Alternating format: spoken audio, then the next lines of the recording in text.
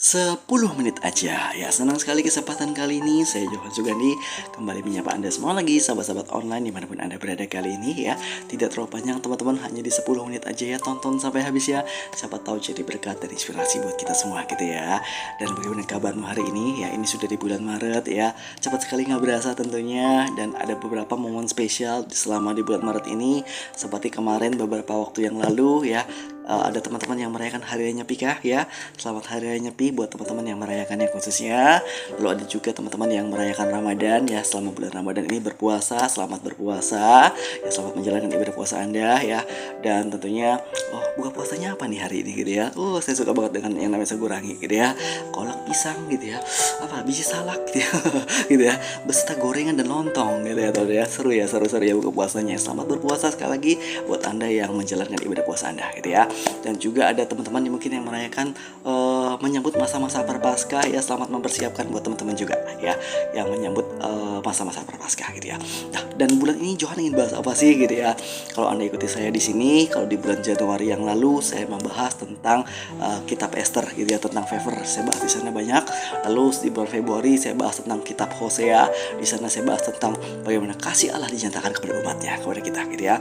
Dan di bulan Maret ini saya sedang membaca kitab Yehezkiel teman-teman gitu ya. Di awal bulan sudah saya baca kitab Yehezkiel, tapi belum selesai gitu ya teman-teman ya. Belum selesai, belum habis-habis saya baca gitu ya. Cukup panjang juga dan ada beberapa hal yang harus saya gali lebih lagi. Jadi saya belum selesai bacanya dan saya belum bahas dulu. Jadi saya skip dulu, saya pending dulu gitu ya teman. Nanti kapan-kapan akan saya bahas gitu ya. Tapi saya mau baca tetap baca gitu ya. Tapi nanti saya bahas kapan-kapan gitu ya. Dan kali ini jadi bahas apa dong gitu ya. Jadi kali ini teman karena menyambut tentang Jumat Agung dan Paskah ya, seputar topik ini saja gitu ya. Seputar Jumat Agung dan Paskah gitu ya teman-teman ya. Ya teman-teman, ini video pertama di bulan Maret gitu ya. Saya bahas tentang misteri salib Kristus gitu teman-teman ya. Kok Yesus mesti mati sih di kayu salib gitu ya. Mungkin kita sering dengar, mungkin kita sudah tahu mungkin ya. Oh, Yesus mati di kayu salib untuk apa? Menebus dosa manusia gitu ya.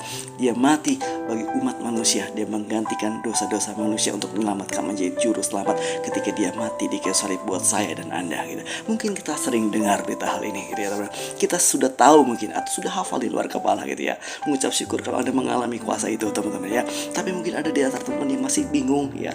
Teman-teman, bagi dunia ini, teman-teman, Alkitab mengatakan bagi dunia katanya. Bagi dunia ini pemberitaan tentang salib adalah sebuah hal yang kebodohan gitu. Sebuah hal yang bodoh pemberitaan tentang salib itu gitu ya. Itu bagi dunia.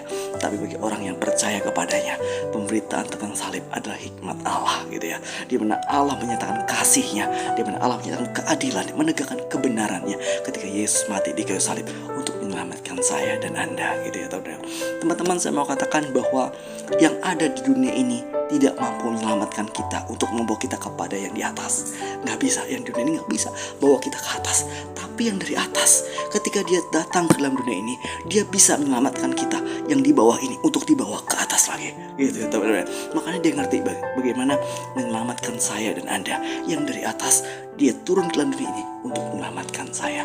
Yesus anak Allah ya. Bapa mengirim Yesus putranya yang tunggal untuk mati di kayu salib, menjadi sama dengan manusia seperti kita. Kenapa dia harus jadi manusia? Tuhan itu roh, gak bisa merasakan sakit, gak bisa roh. Tapi ketika dia jadi sama dengan manusia, dia membatasi dirinya masuk ke dalam daging, menjadi daging ya, menjadi sama dengan manusia seperti saya dan Anda. Dia bisa merasakan sakitnya itu paku. Dia bisa merasakan sakitnya duri di kepala. Dia bisa merasakan sakitnya tusukan lambung dengan tongkat, teman-teman. Ya, teman-teman, Yesus harus mati di kayu salib. Makanya daging itu Allah sendiri yang datang ke dalam dunia untuk menjadi sama dengan manusia, merasakan sakitnya manusia ketika dia mati di kayu salib untuk menjadi juru selamat saya dan Anda. Makanya kenapa Tuhannya orang Kristen gitu ya. Yesus harus mati di kayu salib buat saya dan Anda, teman-teman.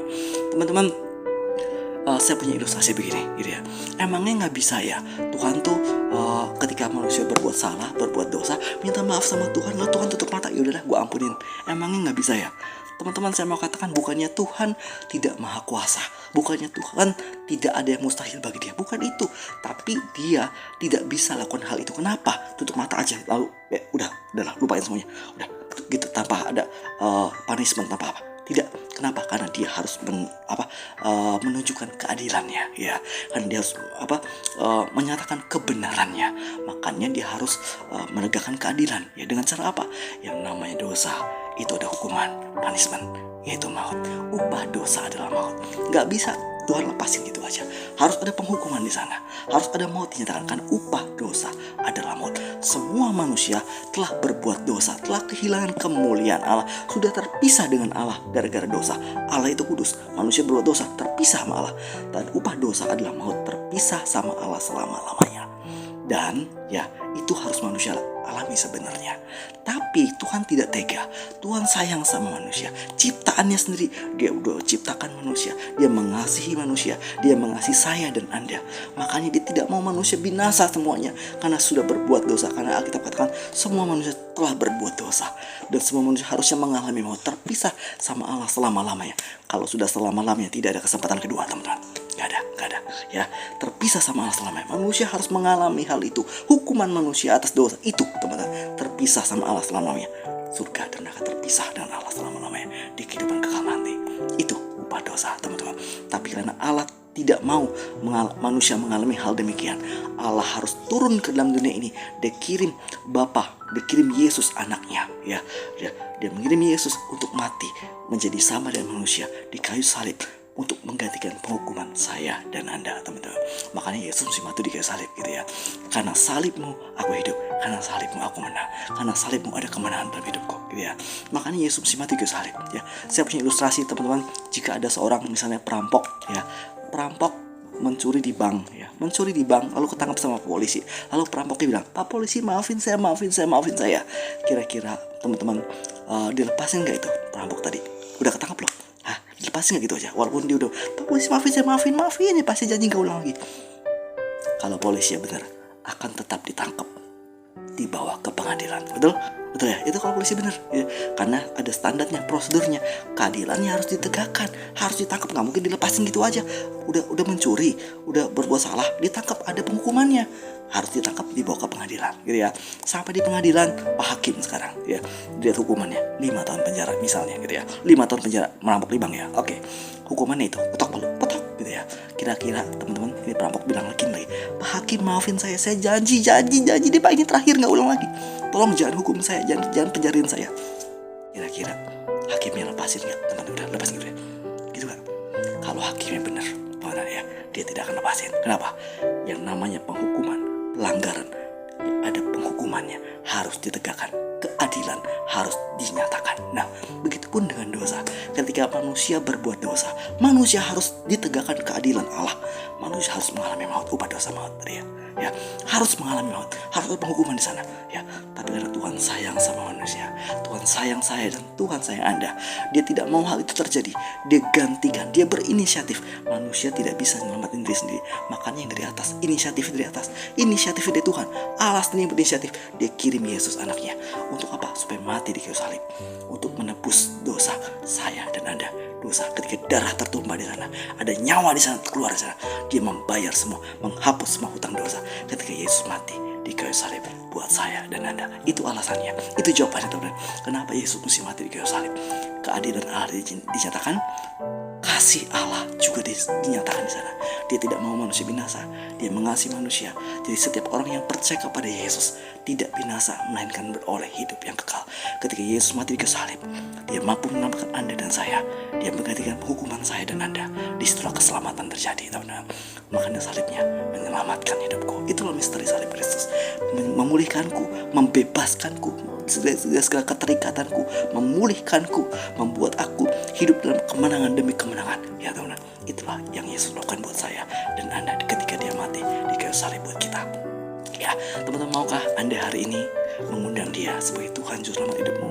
Percaya kepadanya bahwa Dia mampu menolong hidupmu, mampu menyelamatkan hidupmu. Ketika Anda mati, saya bersama dengan Anda dan dengan Dia, bersama-sama hidup kekal dengan Dia. Anda mau? Ya, kalau Anda mau, teman-teman bisa ikuti doa saya. Anda buka hati Anda, percaya dalam hatimu, dan mengaku dengan mulutmu, ya, Yesus kalau Tuhan kau, ya. Teman-teman bisa ikuti saya berdoa. Saya akan coba bantu teman untuk berdoa di sini. Kalau ada di antara Anda yang berkata demikian, saya mau Kak, saya mau. Teman-teman mau ikuti saya berdoa. Tuhan Yesus, ampuni dosaku. Aku percaya Engkau mati menyelamatkanku. Dalam nama Yesus, amin. Terima kasih. Tuhan Yesus berkati. Dadah.